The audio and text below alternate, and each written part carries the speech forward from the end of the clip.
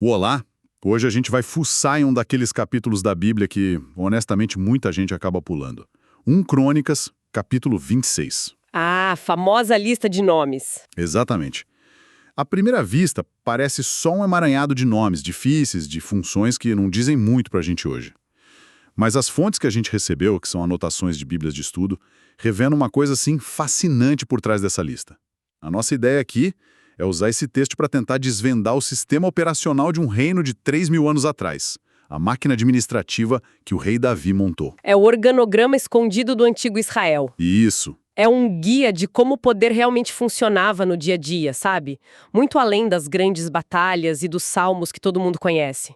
Mostra como Davi, já no fim da vida, estava, assim, obcecado não só em conquistar, mas em organizar o reino para que ele durasse. Exato.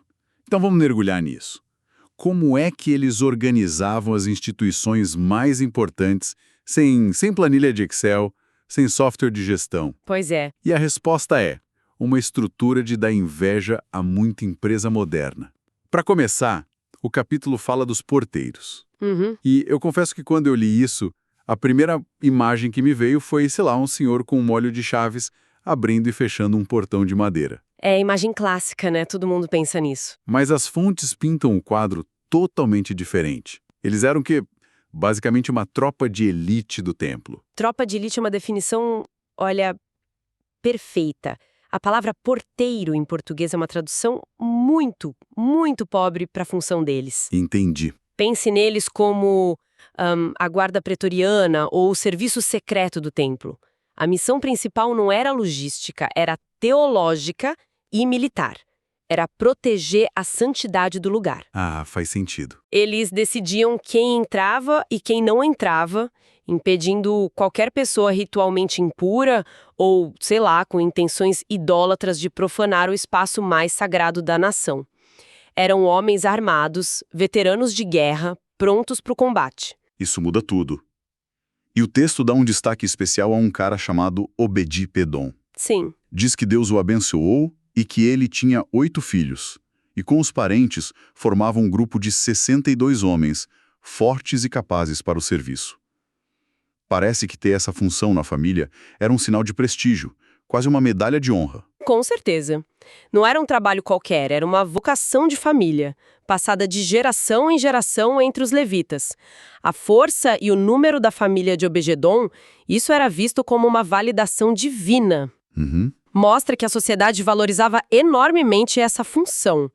Ser um guardião do templo colocava a sua família no centro da vida nacional, sabe? E aqui é onde a coisa fica com um cara de gestão de verdade.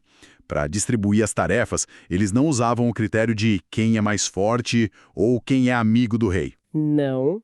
Eles usavam um sorteio para decidir qual família cuidaria de cada portão.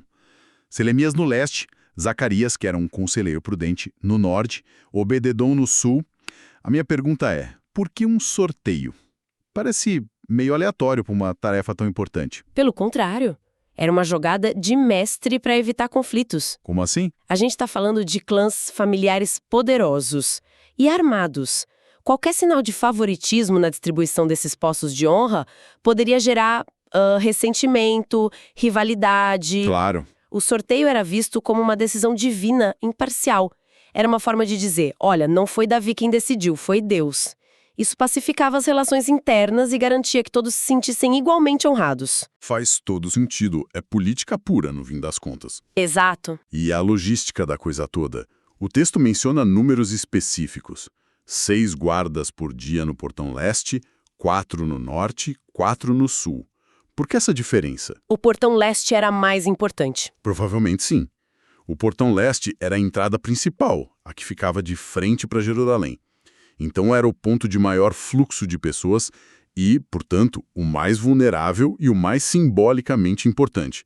Exigia uma vigilância redobrada. Entendi. Os outros portões tinham uma guarda forte, mas proporcional ao uso.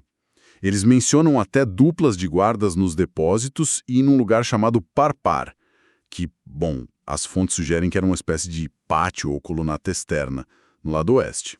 Nossa, era um sistema de segurança 360 graus, funcionando 24/7, com um planejamento de pessoal, assim, incrivelmente detalhado, eles criaram uma verdadeira muralha humana em volta do coração da nação. Uma muralha humana. Gostei disso.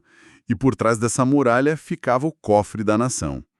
E o que é fascinante nas fontes é que esse cofre tinha, digamos, compartimentos bem diferentes, com propósitos que iam muito além do financeiro. Sim, a gestão financeira era tão meticulosa quanto a segurança. O texto faz uma distinção crucial entre dois tipos de tesouro. É um detalhe que a gente passa batido, mas que revela muito sobre a economia e a cultura da época. Exato. De um lado, os tesouros da casa de Deus. E do outro, os tesouros das coisas sagradas. Qual a diferença na prática? Se a gente conectar isso com o quadro geral, a diferença fica bem clara. Os tesouros da casa de Deus eram tipo o orçamento operacional do templo. O dia a dia. Isso. Pense nisso como uma receita corrente. Os dízimos do povo, as ofertas voluntárias, o dinheiro usado para manutenção do prédio, para comprar os animais para os sacrifícios e para pagar o salário de milhares de sacerdotes e levitas que trabalhavam ali. Era o fluxo de caixa da instituição.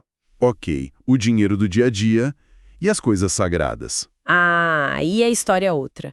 Esses não eram dinheiro, eram objetos. Objetos. Itens dedicados a Deus, geralmente depois de uma vitória militar importante. As fontes dizem que esses tesouros vinham dos despojos das guerras. Basicamente, quando o exército de Israel vencia uma batalha, uma parte do ouro, da prata, das armas do inimigo era consagrada e guardada no templo. E a lista de quem dedicou esses itens é impressionante.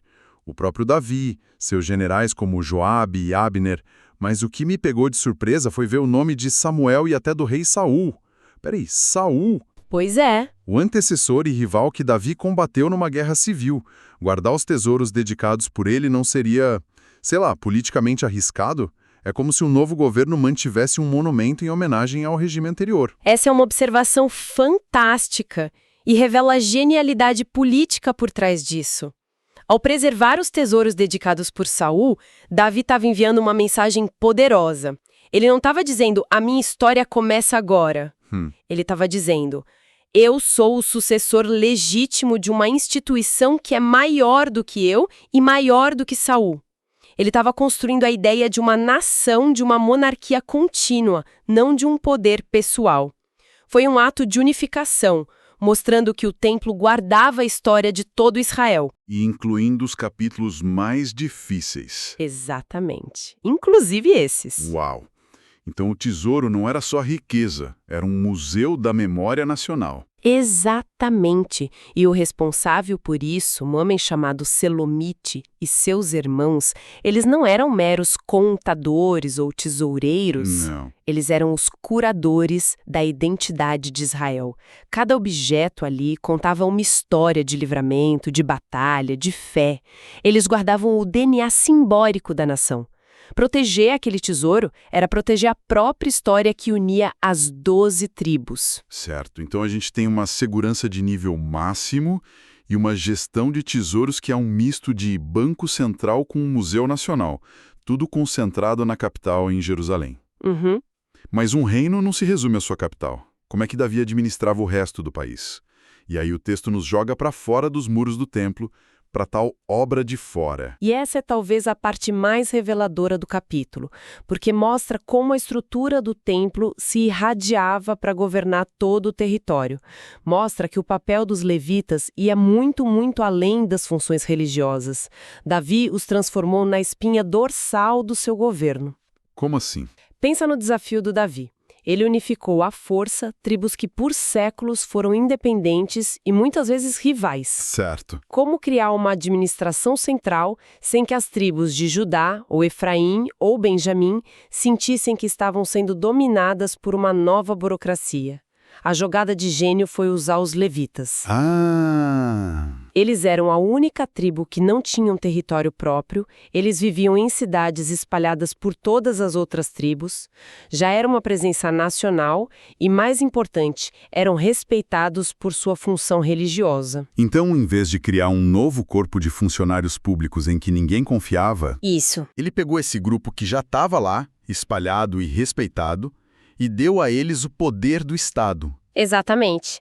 Ele uniu o poder real ao poder divino de uma forma muito prática e visível para o cidadão comum. O texto menciona um tal de Quenanias e seus filhos cuidando dos negócios de fora por ofícios e por juízos. Eles eram os juízes, os administradores regionais, os representantes do governo central. E a escala disso é o que me choca. Para a região a oeste do Rio Jordão, o texto fala de Razabias e seus parentes, 1.700 homens valentes. Já é um número impressionante. Mas para a região a leste do Jordão, uma área mais remota, talvez mais rebelde, ele nomeia Gerias e seus parentes, 2.700 homens valentes. 2.700. É quase o tamanho de uma legião romana. A gente está falando de uma máquina administrativa gigantesca para uma região que era considerada quase uma fronteira. A escala é espantosa e mostra o tamanho do investimento de Davi na governança. E a descrição da função deles é a chave de tudo. Eles cuidavam de todos os negócios de Deus e para todos os negócios do rei.